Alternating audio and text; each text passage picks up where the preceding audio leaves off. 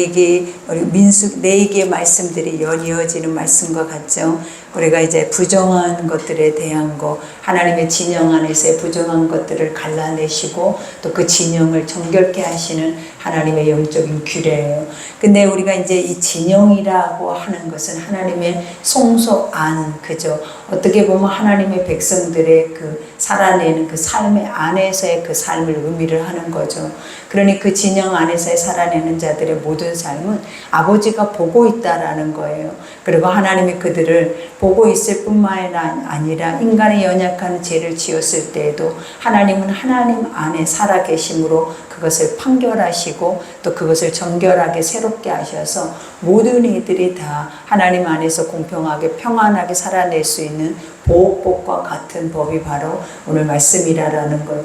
그러니 아버지의 법이 어떻게 보면은 좀 냉철한 것 같이 보이긴 하나 모두가 다 이 법을 안에서 더 자유하고 평안하게 보호를 받을 수 있는 은혜의 법이다라는 것을 여러분들이 항상 기억하셔서 하나님은 공의의 하나님이시고 모든 것이 다 옳으신 분인 줄 믿습니다. 그러니 우리가 첫 절에 보니까 여호와께서 모세에게 말씀하여 이르시되, 그죠? 이 법 또한 살아계신 하나님께서 인간에게 주신 거죠. 이스라엘 자손에게 명령하여 모든 나병 환자와 유출증이 있는 자와 죽음으로 부정하게 된 자를 다 진영 밖으로 내보내되, 그죠? 하나님은 먼저 우리에게 말씀을 하세요. 그리고 법을 지정해 주세요. 그리고 그 법 안에서 모든 이들이 온전히 순종하고 갈 때에 다 어떻습니까? 그 진영 안이 안전하다라는 거예요. 그러니 여기에서도 우리가 늘 얘기했던 것처럼 나병 환자, 유출병, 그 다음에 죽은 시체, 이러한 모든 것들은 결국은 하나님이 영적으로 보시기에 옳지 않는 것들이, 그러니까 하나님 우리에게 생명을 주시고 풍성케 하시고 그 안에서 더 자유하게 하나님이 주신 은혜 안에 살아낼 수 있는 모든 하나님의 그 삶을 우리에게 규정해 주셨다라는 거예요. 근데 그 안에서 우리가 이러한 것들을 저주다라고 말할 수밖에 없는 이유가 무엇이냐면 올바로 행치 아니할 때에 이런 일이 생길 수 있다라는 거예요. 그러니까 항상 아버지는 왜 나병 환자들만, 왜 유출병 환자들만, 왜 죽은 시체, 당연한 거 아니에요. 삶에서 병이 들 수도 있고 이러한 문제가 생길 수도 있는데 이것을 저주다, 이렇게 부정하다라고 규정을 해버리면 얼마나 그 사람들 안에서도 이것에 대한 논란이 크겠냐라는 거예요. 그러나 이것의 의미가 무엇이냐면 영적인 의미가 크다라는 거예요.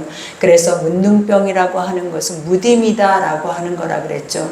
하나님의 영적으로 무뎌지면 무엇이 옳은지 그른지 판단이 안 되고 그 다음에 무엇이 하나님의 참된 것인지 그것을 갈라낼 수 없는 상태가 바로 이 문둥병 환자, 나병 환자의 상태가 바로 영적인 모습이다라는 거예요. 그리고 유출병이다라고 하는 것은 피가 계속 흐르고 또 정액이 계속 흐르는 것을 의미해요. 근데 이것에는 생명이 있는 것들이다라는 거예요. 그러니까 피에는 생명이 있어서 하나님 피 흘림이 없이는 죄 사함이 없다라는 그 말씀, 그러니까 피의 대가는 피다라는 것을 우리에게 알려주셨잖아요. 그래서 이 피라라는 것은 항상 뭘 말하냐면 생명을 말해요. 근데 이 피가 계속 흐르다라고 하는 것은 뭔가 잘못되어져서 하나님의 방법이 아닌 다른 방법의 것들이 세상으로 나오고 있다라는 것을 의미를 하는 거예요.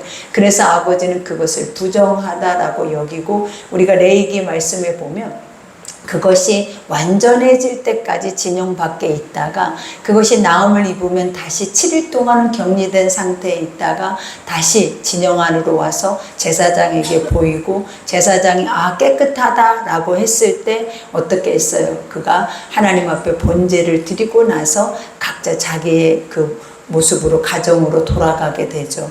그러니 이러한 것들은 하나님이 보실 때 결국은 우리에게 무엇을 요구하냐면 거룩함을 요구하는 거예요. 그러니까 하나님의 진영 안에서 하나님의 백성들이 아버지가 거룩하고 하나님이 계신 곳이기 때문에 인간이 아무렇게나 살거나 행동하거나 아무런 모습으로 주 앞에 나올 수 없다라는 것을 의미를 하는 거죠. 그러니 여기에서 나병 환자와 유출병이 있는 자, 그 다음에 죽음, 부정하게 된 자, 시체를 만지지 말라고 하죠. 하나님은 거룩하게 구별된 자들에게는 시체나 이러한 것들, 죽음, 동물의 죽음까지도 만지지 말라 된다라고 얘기를 해요. 그래서 여기에서 남녀를 막론하고 다 진영 밖으로 내보내되 그들의 진영이 더럽히기 그들의 여기에서 진영을 더럽히게 하지 말라. 그죠? 그러니까 그들로 인하여서 진영이 더럽혀진다라는 것은 우리도 그러죠. 하나님의 말씀 안에 그 뜻 안에 순종하며 나아가다 보면 진영이 영적으로 하나 되게 돼요. 하나님의 성소 안에 한 마음과 한 뜻이 되게 되는데 우리가 어느 누구 한 사람이 세상 안에서 우리가 하나님 안에서 혼합적이 빠지게 되거나 세상에 다른 진리, 하나님의 진리가 아닌 다른 것을 가지고 오게 되면 그 진영의 그러한 것들이 전파되어지면서 진영의 물이 흐트러질 뿐만 아니라 하나님의 것들이 깨어지게 된다라는 거예요. 그래서 항상 우리가 영이든 육이든 하나님은 말씀 그대로 우리에게 말씀이란 법을 주셨고 그 말씀이라는 우리에게 뭘 주셔서 그 법 안에서 살아낼 수 있는 진리의 은혜를 우리에게 주셨기 때문에 말씀대로만 살아내면 문제가 되지 않는 거예요. 그러나 하나님의 성소 안에 말씀 외에 필요한 것이 무엇이겠냐라는 거예요. 그죠? 성소는 하나님이 우리를 이끄시고 인도하시고 우리의 삶의 모든 것을 주관하고 계시기 때문에 성소 안에 있는 하나님의 말씀은 완전하다라는 거예요. 근데 우리는 세상에서만 살아내다 보니까 하나님의 말씀대로 살면 살지 못할 거라고 생각을 해요. 근데 이스라엘 백성들을 한번 보라라는 거예요. 말씀을 주셔서 그 말씀으로 인도하니까 40년 동안 이 광야에서도 하나님 법을 주실 뿐만 아니라 하나님의 백성들이 계속 그 말씀 안에서 하나님의 길을 갈 수 있는 길을 하나님이 열어주신다라는. 그런데 그게 세상보다도 훨씬 더 하나님 풍요롭고 하나님 축복될 뿐만 아니라 그것만 지켜주기만 한다 하면 그들의 삶에 부족할 것이 없다라는 것을 알게 하는 거예요. 그러니 여기서 진영 가운데 거하느니라 하시며 이스라엘 자손이 그같이 행하여 그들을 진영 밖으로 내보냈으니 곧 여호와께서 모세에게 이르신 대로 이스라엘 자손이 행하였더라. 그죠? 이게 가장 중요하죠. 말씀을 하셨으면 그 백성들이 그것을 믿고 행하는 것이 중요하지 행하지 않으면 그 다음 말씀들이 진행이 되지 않는다라는 거예요. 그러니 모세가 처음부터 하나님은 말씀하셨잖아요. 근데 이 모세가 이 말을 듣지 않고 아론이 듣지 않고 이것을 또 모세가 아론이 백성들에게 했을 때 백성이 듣지 않았다면 한 걸음이라도 진전해 나아갈 수 있겠냐라는 거, 전진할 수가 없는 거, 멈춰버린다라는 거. 그런 것처럼 우리도 마찬가지예요. 하나님의 말씀이 우리에게 들렸을 때 우리가 그 말씀을 듣고 우리가 그 말씀 앞에 순종이 됐을 때 또 다른 말씀이 우리에게 주어지는 거예요. 근데 말씀이 순종이 되지 않고 계속 듣기만 하고 흘러버리는 말씀 앞에는 하나님의 길 앞에 나아갈 수 있거나 전진할 수 있는 힘이 우리에게 주어지지 않는 거예요. 그러니 우리가 착각에 빠질 때가 있죠. 우리가 주님이 이끄시는 대로 인도하시는 대로 살고 있다라고 우리는 생각하지만 그게 우리의 삶이 아니라 예배를 드린다 해서 우리의 삶이 아니라 가장 중요한 게 뭐다? 말씀하셨고 그 말씀을 듣고 순종했을 때 그때 또 다른 하나님의 말씀이 선포됨으로 그것이 우리의 길이 된다라는 거예요. 그러니 오늘도 이러한 말씀 한 절 한 절이 여러분의 마음에 믿어져서 순종이 됐을 때 여러분 또 다른 하나님의 새로운 말씀으로 그 길을 갈 줄 믿습니다. 그래서 그것에 대한 죄를 지으면 인간이 죄를 지으면 항상 그저 죄값이 있어야 돼요. 그래서 그 죄값은 결국은 뭐예요? 사망이에요. 사망. 그러니까 우리가 욕심이 잉태한 즉 죄를 낳고 죄가 장성한 즉 사망에 이른다고 육신의 생각은 사망이다. 이거는 뭐냐? 무조건 인간은 죽을 수밖에 없는 존재라는 거예요. 만약에 하나님이 이 법을 만들어 놓지 않으면 그 진영 안이 다 나병 환자가 되어질 수밖에 없고 다 자기 욕심 안에서 이것을 구별할 수 있는 법이 그들 자신 속에 주어지지 않으면 모두가 다 해를 입을 수밖에 없는 상황이 되는 거예요. 그러니 그 결국은 뭐가 되는 거예요? 살아나는 게 아니라 생명으로 이어지는 게 아니라 사망으로 끝이 날 수밖에 없는 것들이 바로 하나님의 우리가 세상의 법이다라는 거예요. 그러나 하나님의 법은 뭐다? 살리는 법이다. 구별을 해놨지만 그들을 진영 밖으로 내쫓지만 바로 다 버리는 것이 아니에요. 하나님 그들을 보살핀다라는 거예요. 그래서 그들이 치유되면 다시 회개하고 자복하고 회개할 때는 다시 하나님이 그들을 정결하게 씻겨내셔서 하나님의 길 앞에 그들을 세워서 다시 이끌고 가시는 거예요. 그러니 우리가 5절에 보니까 여호와께서 모세에게 말씀하여 이르시되 이스라엘 자손에게 이르라 남자나 여자나 사람들이 범하는 죄를 범하여 여호와께 거역함으로 죄를 지으며 거역, 우리가 반역, 하나님의 말씀을 듣고도 실행치 않는 거. 그러니까 만약에 문둥병이 걸려 유출병이 걸려 시체를 만졌어요. 근데 그들 스스로가 그것을 거역을 해버리는 거예요. 그러면 결국은 어떻게 해야 되는 거예요? 거역한 것에 대한 대가가 지불돼야 돼. 그러니까 우리가 왜 여러분들이 세상의 법을 지키는지 아십니까, 여러분? 그것에 대한 대가가 있기 때문이에요. 벌금을 물든지, 그저 감옥에 가든지, 나중에 그것에 대한 것들이 하나도 없으면 우리는 아무도 지키지 않을 거예요. 이것이 나에게 안 지켜도 되는 것이라면 누가 지키겠냐라는 거예요. 그런 것처럼 하나님에도 이러한 법이 있어요. 우리가 그 죄를 짓고 다 모든 것이 해결됐어도 우리가 나도 모르게 유출병이 생기거나 문득병이 생겨서 다 치유받고 제사장 앞에 왔어도 또다시 해야 하는 게 뭐냐면 하나님 앞에 제사를 드려야 돼요. 그러니까 아버지와 화목이라는 거. 이거는 하나님, 내가 그동안 하나님 앞에 죄를 지으며 순종하지 못함으로 해서 이런 죄로 인해서 이러한 시간을 가졌습니다. 그러니 이제는 아버지 앞에 정결함을 입었으니까 나를 다시 회복시켜 달라라는 주님과 화해가 바로 예배라는 거예요. 그러니 여기에서 이 죄에 대한 값도 바로 그거죠. 이 죄에 대한 값의 근원이 뭐냐면 예수 그리스도죠. 우리는 죽어야 되고 마땅히 죽어서 우리는 영원히 살 수 없는 영벌에 처해져야 하는 것이 마땅한데 아버지가 우리를 대신해서 죽으심으로 그 속전이 되어 주심으로 그죠. 죄값을 지불함으로 인해서 우리가 살아있는 거예요, 여러분.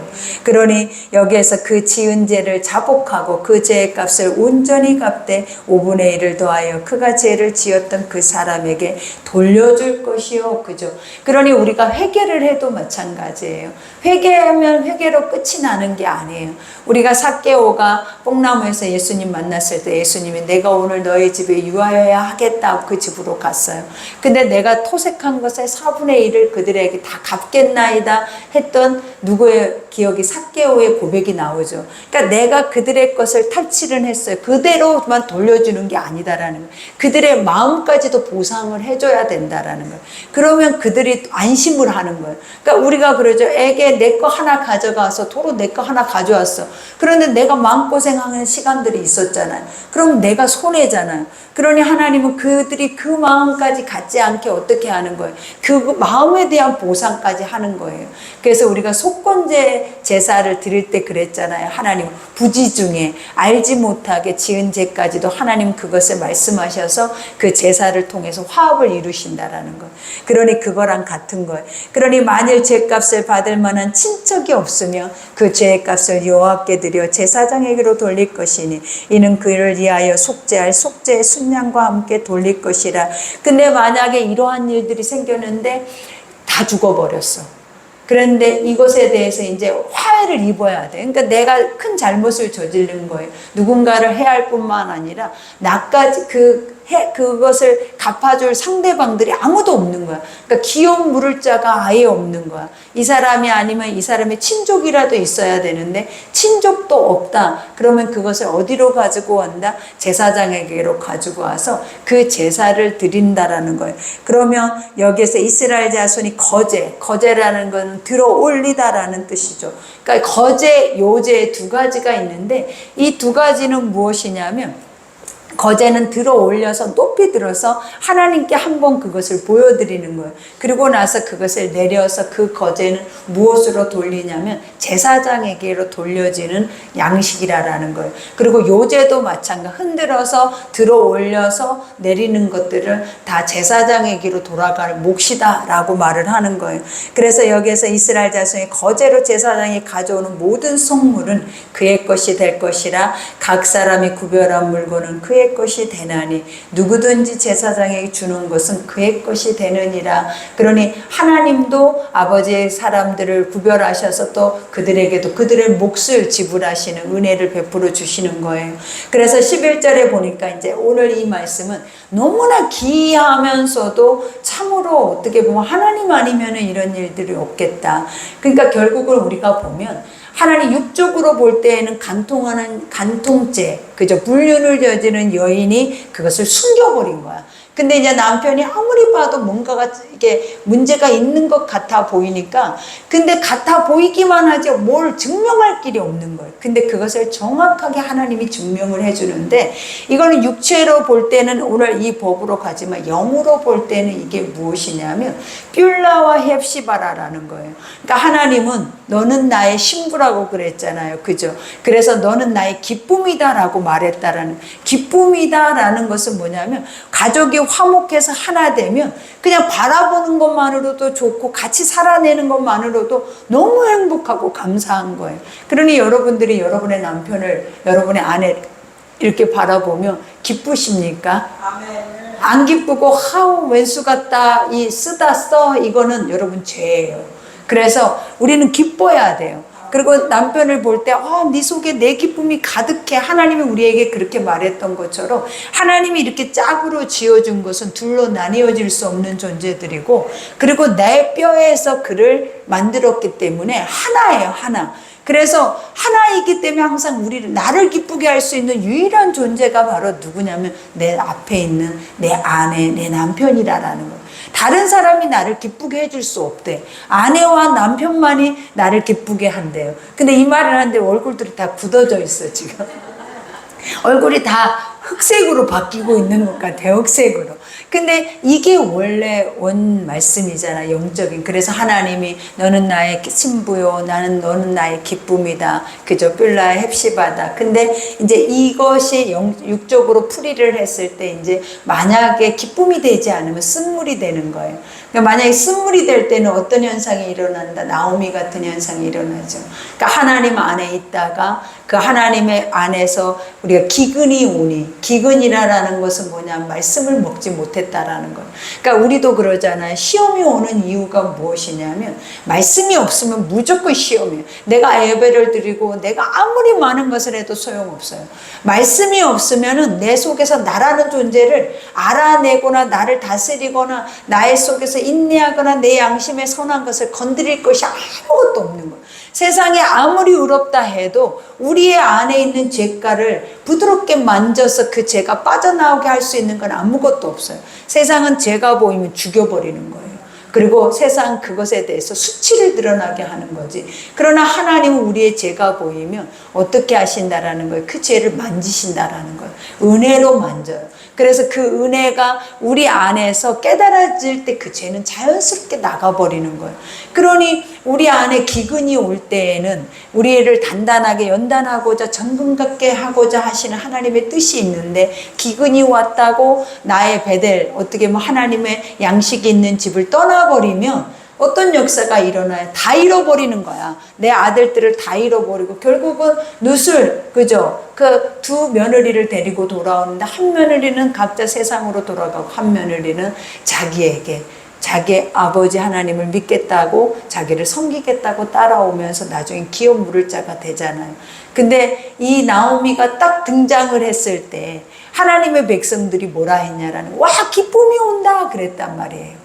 그죠? 왜냐면 여러분을 사람들이 볼 때 나의 기쁨이야. 저 사람은 선하기 때문에 난 제 사람만 보면 너무 행복해. 너무 기뻐. 그래서 멀리서 그가 오는 걸 보고 나의 기쁨이다라고 막 환호를 하는 거야. 다시 돌아오니까. 근데 나오미의 모습은 얼굴이 흑비치면서 나에게 기쁨이라고 하지 마 그러면서 말하는 거예요. 왜? 나는 쓴물이야. 슬픔이야. 근데 왜 쓴물이었고 왜 슬픔이 됐다? 하나님의 기쁨을 잃어버렸기 때문이다라는 거예요. 그래서 이렇게 알고 가면 이 말씀이 좀 더 영적으로 풀어져요. 그래서 첫 절에 보니까 여호와께서 모세에게 말씀하여 이르시되 이스라엘 자손에게 말하여 그들에게 이르라, 만일 어떤 사람의 아내가 탈선하여, 탈선이라는 게 뭐다? 가야 할 길을 벗어나 버렸다라는 거, 제 길을 가지 않았다라는 거.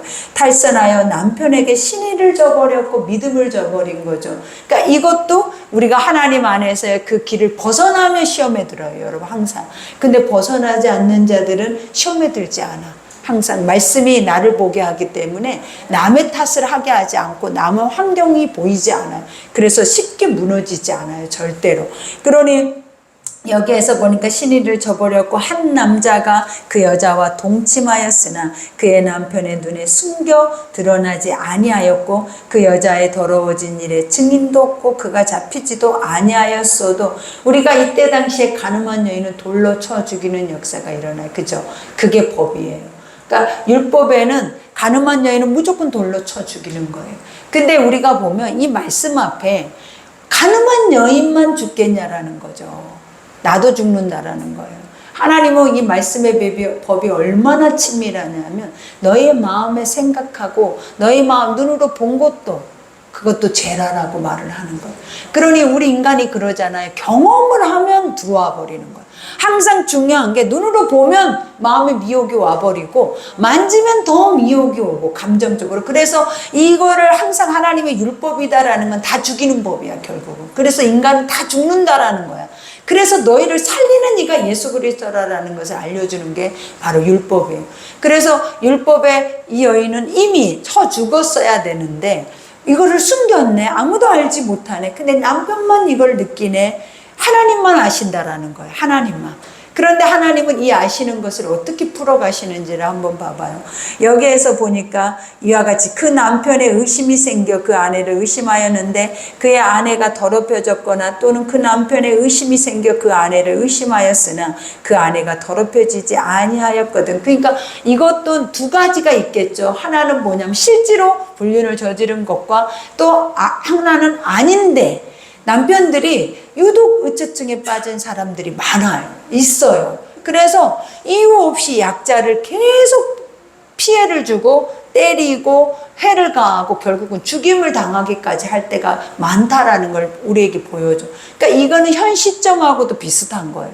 그러니까 우리가 보면 병에 걸리면 우리 안에서 뭔가가 부적절하게 올바르지 않으면 이렇게 아내를 이유 없이 괴롭히고 폭력을 행사하고 또 의심병에 걸려서 결국은 약자는 죽을 수밖에 없게 되기 때문에 하나님은 이 법을 정해서 둘 다 보호를 하는 거예요, 사실은. 그리고 둘 다 보호한다라는 게 뭐냐면 하나 드러났을 때는 하나님이 정확하게 드러나게 해서 이 죄가 다시는 지어지지 않도록 그 진영 안에서 이걸 보면 얼마나 무섭겠어요, 여러분. 그죠?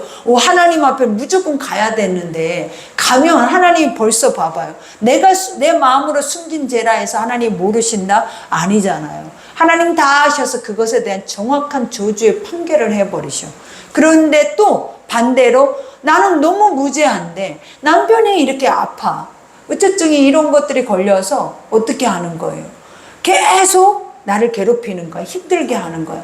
그러니 그 안에서 자유해질 수 있도록 이 법이 이렇게 만들어진 거예요. 그러니까 하나님의 모든 법은 결국 딱 뒤돌아서 보면 뭐 어때요? 두려운 것이 아니라 모두가 다 그 법 안에만 있으면 지키기만 하면 아무 문제가 없어. 지키지 않으니까 이거는 왜 이런 법이 생겼어? 왜 이렇게 무서워? 왜 이런 말도 안 되는 일들이 이런 게 생기는 거예요. 근데 지키면 자유해져. 말씀의 법대로만 가면 모두가 안전하게 보호를 받을 수 있는 곳이 바로 하나님의 것이라. 하나님의 말씀 아니다라는 거예요. 그러니 우리가 여기에서 이제 보니까 이와 같이 고백하죠. 그의 아내를 데리고 제사장에게로 가서 이제 그를 위하여 보리가루 10분의 1 에바를 헌물로 드리되, 그죠? 그러니까 보리가루를 드린다라는 건 처음이에요. 예전에는 고운 가루, 그죠? 고운 가루와 기름과 소금을 넣어서 우리가 화목제를 드리잖아요. 근데 보리가루라는 건 말 그대로 보리가루, 거칠다라는 거예요. 그러니까 이것에 대한 어떤 것들이 고운 가루라고 하는 것은 늘 얘기를 했죠. 가장 인간이 하나님의 선한 말씀 앞에 콩이라고 해봐요. 그 콩이 완전하게 갈라지도 그렇게 고운 가루가 되도록 부서져 있는 상태를 말하는 거예요. 그러니까 얼마나 그 마음이 섬세하냐라는 거예요. 우리의 마음이 고운 가루다라고 화목제가 이루어진다라는 것보다 내 마음이 그만큼 하나님 안에서 깨어져 고운 가루가 되어 있다라는 그런 거는 양심이 살아있다라는 거예요. 그래서 지극히 작은 죄는 모양이라도 버릴 수 있는 마음이 생긴다라는 거예요. 그거는. 근데 이제 여기서 보리가루라는 거는 갈아도 거칠어. 그러니까 내 마음 안에서 왜요? 하나님의 마음 안에서 내 마음이 다 온전히 깨끗하지 않는 상태를 의미를 하는 거예요. 그러니까 그것을 의미해서 그걸 뭐라고 한다? 보릿가루라고 이제 비유를 해서 말을 하는 거예요. 그래서 보릿가루 10분의 1 에바를 혼물로 들이되 그것을 기름 붓지 말고 유향도 두지 말라. 이는 의심의 소재요. 그죠? 의심이라는 건 정확하게 규명되어 있는 것이 아니라 그냥 이게 정확하게 해답이 나 있는 게 아닌 거예요. 근데 해답을 누가 낸다? 내가 낼 거라라고 말씀을 하는 거예요. 그러면서 여기서 뭐라고 하냐면 죄악을 기억나게 하는 소재라. 이런 소재 처음 들어봤죠, 여러분? 죄악을 기억나게 하는 소재래. 이거는 뭐냐면 나만 알고 있는 죄악을 말하는 거예요. 나만 알고 있는 죄는 나만 알까요? 아니다라는 거. 하나님이 아신다라는 거. 그러니까 나만 알고 있는 죄가 있다 없다? 없어. 그 마음 상태가 어떻다? 하나님 안에 고운 가루가 되지 못한 상태, 거칠어진 상태라는 것을 말을 하고 있는 거예요. 그러니 이 말 자체도 기억나게 하는 거. 근데 우리의 죄를 기억나게 하는 게 뭐예요, 여러분? 우리를 항상 우리의 죄가 사람이 말해서 우리가 아이들이 내가 같이 살고 있는 아이들이 엄마는 이래서 나빠, 엄마는 이런 죄가 있어, 나 아내가 이런 말을 해서 우리가 그 죄가 기억날까요? 그 죄는 기억나지 않아요. 어느 때 기억나요? 하나님의 선한 말씀이 비춰졌을 때 기억이 나는 거예요. 모든 것은 인간은 하나님이 만들었고 인간은 하나님이 우리를 새롭게 하시기 때문에 하나님이 아니면 인간은 괴물이야. 하나님이 없으면 인간은 짐승과 같아요. 그래서 그 죄는 그대로 있는 거예요. 그런데 하나님의 선한 것이 나에게 비춰지면 무엇이 보이냐면 기억이 나. 아, 내가 저러지. 나의 모습이지. 내가 예전에 저 모습을 했고, 내가 예전에 저런 마음을 가졌는데, 나는 나만 알고 있는 줄 아는 거야. 그래서 뭐예요? 우리가 하나님 앞에 예전의 죄까지 다 기억내서 첫사랑 때 다 그것을 자복하고 회개하잖아요. 그게 바로 기억나게 하는 죄예요, 여러분. 그러니 얼마나 하나님이 이 의미가 뭐다? 하나님 완전하신 분이다라는 거예요. 살아있는 신이다라는 거예요. 신이 아니고는 어떻게 알아? 어떻게 내 속에 나만 알고 있는 걸 어떻게 아냐라는 거예요. 그러니까 이 말이 딱 나오니까 갑자기 회개하고 싶어지죠. 기억나게 하는 죄라라고 하니까 갑자기 생전 나오지 않는 회개가 내 속에서 아직 회개하지 못한 것들이 있었나 하고 잠깐 깊숙이 들여다보는 시간이 되어지잖아요. 그러니 우리가 여기에서 이 소재는 제사장 그 여인을 가까이 오게 하여 여호와 앞에 세우고, 그죠? 그러니까 제사장이 하는 것은 뭐다? 중재다. 하나님과 그들을 화목하게 하는 거예요. 그러니까 누구 앞에 세워야 돼? 항상 말씀 앞에. 항상 목자는 백성들을 말씀 앞에다 세워서 말씀 앞에로 판결을 해야지, 내가 생각하는 이성과 지식과 내 경험과 그 다음에 내가 또 이와 관계적인 모든 것 앞에서 그들을 세우면 끝나는 거예요. 그러니까 항상 우리가 서운하더라도 힘이 들더라도 맨날 혼만 나더라도 뭐 해야 돼? 말씀 앞에 서야 돼. 그래야 내가 올바로 갈 수 있다. 그러니 여기에서 말하죠. 여호와 앞에 세우고 그 다음에 토기에 거룩한 물을 담고, 여기서 토기는 뭐냐? 유약을 우리가 하고 굽지 않는 상태. 그러니까 아주 연약한 상태예요. 그러니까 그릇을 만들려면 우리가 보면 그것을 유약을 발라서 구워야 되잖아. 불에 연단이 돼야 된다라는 말이에요. 완전하게. 그래야 물에 넣어도 또 막 써도 쉽게 깨지거나 부서지지 않는데, 톡이라는 자체는 뭐냐면 유약이 발라지지 않는 상태이기 때문에 계속 그것은 태화돼. 그래서 뭐가 되냐면 흙으로 돌아가.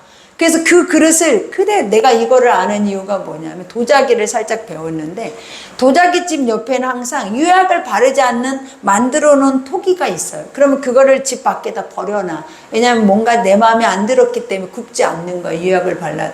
근데 그게 시간이 지날수록 밑에가 흙이 수북하게, 그 토기 색깔의 황토가 수북하게 내려주면서 그 형태가 사라져, 이 토기가. 그래서 이 토기에 대한 것을 더 쉽게 깨달아지는 거예요. 이게 뭐냐면 너는 흙이다라는 거예요. 흙이니 흙으로 돌아간다라는 거예요. 너는 티끌이다라는 거예요. 무가치하다라는 거예요. 왜? 하나님의 말씀이 없고 말씀의 법을 따라 살지 못하면 그냥 너는 아주 무가치한 존재로 너의 소견에 옳은 대로 너의 방식대로 살아내버리면 결국 아무짝에 쓸모없는 그 먼지와 같은 존재로 살다 간다라는 것을 보여주는 거예요. 그러니 우리는 토기요, 그죠? 그리스도는 우리 안에 보아라 그랬잖아요. 언제 일그러지고 언제 흙으로 돌아가 볼 수 없는 육체를 안고 살아내지만 우리의 영혼은 누가 계시는 거예요? 영원한 영생을 가지신 예수 그리스도가 내 속에 보화로 와 계신다라는 거예요. 그러니까 그걸 생각할 때 항상 나 자신은 토기라라는 걸 인정하셔야 돼요, 여러분. 그래서 여기에서 그 토기에 거룩한 물을 담았어. 이게 뭐라고요? 보화라고요, 보화. 예수 그리스도, 하나님의 영, 생수를 담았다라는 거예요, 여러분. 우리가 지금 우리의 몸에 제약된 몸에 이 생수를 담아야 어떤 역사가 이렇게 기억나게 하는 일들이 생기는 거예요, 여러분. 그러니 거룩한 물을 담고 그 다음에 성막 바닥에 티끌을 취하여, 이 말씀이 너무 은혜스러운 거예요. 이 말씀 딱 한 절만 갖고 여러분이 은혜를 받을 수만 있다 해도 하나님은 여러분들을 기뻐하실 거예요, 여러분. 그러니 여기에 보니까 성막 바닥에 티끌을 취하여 물에 넣으래. 티끌이 취해서 하나님의 생수에다 섞어버리면 어떤 일들이는 무가치, 그죠? 아버지가 보화가 너무 귀한데 그 보석이 너무 영롱하고 귀한 다이아몬드인데 그 속에 검정 티끌이 하나 딱 바뀌었다, 가치가 있다 없다? 없어지는 거예요. 금인데, 정금인데 어떻게 금속에 꺼무작작하는 그것이 딱 금 한 덩어리 이렇게 섞여 있어. 그거를 내 목에다가, 그거를 내가 귀에다가 반지로 만들 수 있겠냐라는, 그만한 가치가 뭐다? 완전하게 떨어져 버리는 거예요. 정금, 다이아, 우리가 이 모든 것은 불순물이 1%도 들어가지 않는 것을 의미하는 거예요. 근데 하나님이 벌써 기억나게 하는 죄를 그들에게 알게 하기 위해서 뭐 하는 거예요? 너를 보여주는 거예요. 너가 이렇게 귀한 것을 가지고 그 속에 뭐를 했다라는 거예요? 더러운 걸 섞어버렸다. 그죠? 너의 마음에 더러운 걸 섞었다. 너는 정금인데, 너는 보화인데, 너는 항상 하나님의 완전한 보화를 가지고 살아내지 않고 뭐 했다라는 거예요?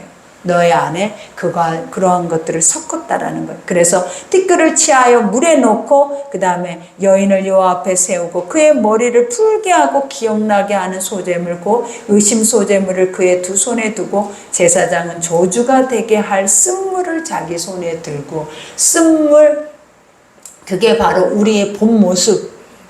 너는 하나님 앞에 구별돼서 쓴물이 아니라 하나님의 기쁨인데 너는 인생 자체가 어떻게 돼버리는 거예요? 쓰디쓴 물과 같이 고난의 삶이 돼버리는 거예요. 그러니 우리 인생이 기쁘지 않아요. 우리가 힘든 이유가 뭔지 아시죠? 독주를 마셨기 때문이에요, 여러분. 쓴 잔을 마셨다라는 거예요. 근데 그 쓴 잔이 뭐다? 내 스스로 하나님의 거에 더러운 걸 섞어버린 거예요. 그랬더니 내가 먹고 살아내는 것들은 결국은 뭐다? 쓴물이다. 근데 너무 이 말씀이, 나는 이 말씀을 묵상하면서 나랑 조명이 되면서 와, 기가 막힌 거예요. 어떻게 민수기 속에 이 말씀이 왜 조명이 이제야 되고 숨겨 있었나, 이런 생각이 들 정도로 이 말씀이 제일 아름답다라는 생각이 들었어요, 진짜로.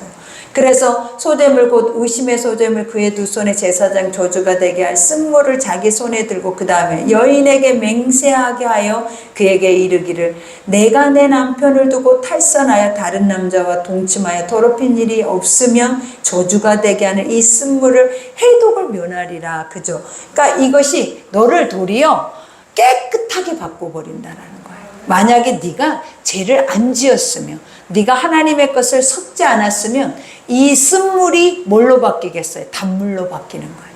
그죠? 인간의 육체의 생각이 하나님의 말씀의 법 안에 완전해져 버린다라는 거예요. 그러니 여기에서 이제 고백을 하죠. 그러면서 그러나 내가 내 남편을 두고 탈선하여 몸을 더럽혀서 내 남편 아닌 사람과 동침하였으면 제사장이 그 여인에게 저주의 맹세를 하게 하고, 그죠? 여기에서 저주의 맹세라는 게 뭐냐면, 이거를 너는 이렇게 할 때 이 법대로 그대로 실행할 거야 라고 물어봤을 때 내가 그것을 달게 받겠다 라고 말하면 그것을 실행을 한다라는 거예요. 왜냐, 이 저주는 아까도 이제 마지막 절에 나오지만 결국 죽어요. 그리고 이게 저주거리가 돼버려. 그러니까 우리가 하나님 앞에 자복하고 회개하고 돌이키면 죄에 대한 대가는 없어요, 여러분. 근데 왜? 그래서 예수가 우리의 구원자인 거야. 왜? 이런 엄청난 죄의 대가를 받을 수밖에 없는 인생인데 이거를 받지 않게 하기 위해서 예수가 죽은 거야. 그러니 우리가 예수를 의지하고 엎드려서 자복하고 회개하고 가늠한 여인처럼, 가늠한 여인이 주 앞에 왔잖아요. 그랬을 때 많은 사람들이 그 여인을 죽이는 것이 마땅했다니까요. 그래서 돌을 들고 온 거예요. 예수님 시대에 그들이. 그래서 그 여인을 쳐 죽이려고 하잖아요. 그랬을 때 예수님이 뭐라고 하셨냐라는 거예요. 너희 중에 죄 없는 자가 이 여인을 치라라고 하잖아요. 이 말은 뭐냐면 너도 죽어, 이 말이에요. 너도 죽어. 너도 머지않아서 죽을 거야. 왜? 너는 죄인 아니야? 너는 네 안에 이런 마음 없어? 이런 생각 없어? 이거 실행되어지는 그 의지가 네 속에 없어? 있다라는 거예요. 그러니 예수님의 그 말은 뭐냐면 이제 네 차례야 라는 말이에요. 그러니까 그 사람들이 뭐라 그랬어요? 죽일 수 있어요? 이제 나도 죽게 생겼는데? 그러니 돌을 다 내려놓고 가잖아요. 그때 예수님이 그 여인에게 했던 말을 기억해야 돼요. 예수님이 그 여인의 죄, 사망에서 생명으로 옮겨줬잖아요. 그러면 여인은 어떻게 해야 돼? 그거는 어떤 것으로도 바꿀 수 없는 은혜라는 거예요. 근데 그 은혜의 대가가 무엇이었냐면 예수님이 그 은혜의 대가는 딱 하나였어. 내 법을 지키라라는 거예요. 그게 뭐냐면 다신 가서 죄를 짓지 말라. 왜? 내가 말하지 않았냐? 죄 짓지 말라고. 이거 하지 말라. 그게 하나님의 법이에요. 그러니까 나는 너에게 요구하는 게 아무것도 없다. 뭐만 요구한다? 내 말씀만 지키라라는 거예요. 그러면서 그 여인을 풀어주잖아요. 근데 그 여인은 어때요? 그 목숨값으로 죽을 때까지 예수를 따라다녀요. 여러분. 그게 바로 은혜라는 거고 그게 바로 믿음의 사람이고 우리가 해야 할 예배자의 태도라는 거예요. 죽을 때까지 예수의 발만 붙잡고 따라다녀야 돼. 왜? 죽을 수밖에 없는 죄인들이니까. 우리는 살 수 있다 없다? 못 살아요, 여러분. 그러니 우리가 여기에서 그랬죠. 그러면서 몇 절이죠? 21절에 제사장이 그 여인에게 조주를 맹세하게 하고 그 여인에게 말할지니라 여호와께서 내 넓적다리가 마르고 내 배가 부어서 내가 내 백성 중에 저주거리 맹세거리가 되게 할지니라. 그죠? 이제 이거 넓적다리라고 하는 것은 우리가 보면 사타구니 안쪽 이거는 생식기를 의미를 하는 거예요. 그러니까 결국은 이 여인은 이제 봐봐요. 생육하고 번성하고 땅에 충만한 것이 어떤 일들이 일어나요? 축복이야. 다산의 축복. 이때 당시에 하나님의 복이 뭐냐? 많은 자손을 낳는 거예요. 그리고 그 자손들이 많아지는 게 복이란 말이에요. 근데 이제 거기를 하나님이 조주를 내려버리니까 하나님이 어떻게 그 모든 기능을 절대 발휘할 수 없을 뿐만 아니라 복수가 차올라서 사람들이 딱 볼 때 저 여인은 가늠한 여인이다라는 걸 알게 만들어버려요. 그러니까 스스로 살아낼 수 있다 없다? 없어져 버리는 거예요. 그러니 우리가 이것도 결국은 뭐야? 사망에 이르는 거다. 그러니까 이런 말의 영적인 의미가 뭐냐? 수치거리를 안고 살아낸대. 자기 스스로가. 지금 우리가 모른다 해서 그냥 모르고 살아낸 게 아니라 어떻게 살아내게 되냐면 늘 근심 속에 살아내는 거예요. 쓴물을 마시면서. 그게 바로 그 삶의 조주라라는 거예요. 그러니까 나는 죽지는 않았어도 죽은 자와 같은 삶에 그걸로 인한 평안함이 없다라는 것을 의미를 하는 거예요, 여러분. 그러니 여기에서 이 조주가 되게 하는 이 물이 내 창자에 들어가서 내 배를 붓게 하고 내 넓적다리를 마르게 하리라 할 것이요 여인은 아멘 아멘 할지니라. 이 말은 뭐예요? 그대로 될지어다. 그러니 우리가 제일 무서운 게 그거예요. 하나님의 모든 말씀이 우리는 좋은 말씀만 요구하잖아요. 여러분들은 그건 말도 안 되는 소리예요. 하나님의 모든 말씀이 나쁜 말씀이 나에게 가장 좋은 말씀이 돼야 여러분에게 좋은 거야. 왠 줄 알아요? 회개하고 돌이키니까. 그러면 나쁜 환경에 빠지지 않으니까. 그러니 근데 우리는 매일 봐봐요. 어떤 무당신도 아니고 나에게 좋은 말씀 뽑게 해서 딱 뽑으면 그것만 갖고 1년을 살아내. 그게 말이 되는 소리냐라는 거예요. 하나님은 뭐 하신다라는 거예요. 우리가 잘못해서 매를 맞아야죠. 잘못된 길로 가면 멈추게 해야죠. 그리고 연단받지 못하는 이 어린아이와 같은 심령을 갖고 있으면 연단해서 성숙하게 해야죠. 그게 아버지죠. 근데 그냥 마냥 사탕 달라니까 사탕만 주니까 결국은 어때요? 병이 들고 사망에 이르고 그렇게 해서 죽게 되는데, 그러한 아이들이 건강하다라고 누가 말해줄 수 있겠냐라는 거예요. 그러니 아버지는 우리에게 모든 말씀이, 내가 말씀의 법 안에 있으면 이 법은 나를 보호해요. 근데 내가 말씀을 탈선해버리면 말씀은 나를 저주거리로 만든다고. 왜? 내 스스로가 내 소견에 옳은 죄의 길로 가면 사망이 가만두지 않아. 사망은 다 까발려버려. 그래서 너는 이 죄를 갖고 있는 게 사망의 영도 안단 말이에요. 그래서 그것을 수치로 만들어버리니까 세상 안에서도 살지 못하게 죽는 거예요, 여러분. 우리가 딱 이 요즘 세상을 돌아보면 그렇잖아요. 그러니 여러분, 제발 명심한 게 뭐냐면, 나는 톡이요, 나는 티끌이요, 나는 먼지라는 것을 잊지 말아야 돼. 그리고 저 사람의 죄가 내 죄라는 것을 절대 잊지 말아야 여러분 안 죽어. 근데 여러분이 남의 죄만 보고 내 죄를 보지 못하면 죽어요, 여러분. 그러니 오늘 주님이 말씀하시는 이 은혜가 얼마나 신묘막측하냐라는 거예요. 그러니 여기에서 제사장이 저주의 말을 두루마리에 써서 그 글자를 그 쓴물에 빨아놓고, 그죠? 제사장이 저주의 말을 두루마리에 써서 그 글자를 쓴물에 빨아놓는다. 하나님 말씀이 그대로 이루어진다라는 말이에요. 하나님의 우리가 보면 글을 썼다, 이 말은 뭐예요? 아버지 입에 나오는 말이에요. 근데 그 말대로 실행을 했더니, 그리고 실행하는 자리에서 결국은 일어나는 것들이 뭐예요? 다 하나님의 말씀에 그대로 그 저주가 이루어지는 거예요.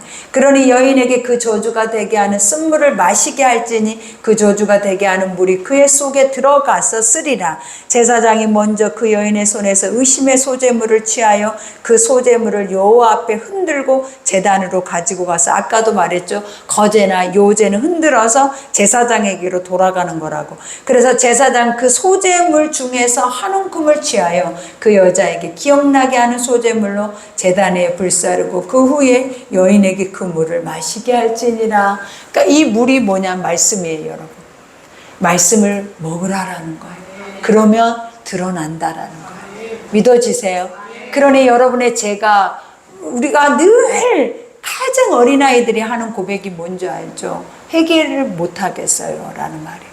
해결을 어떻게 해야 될지를 모르겠어요 라는 말이에요. 이게 어린아이예요.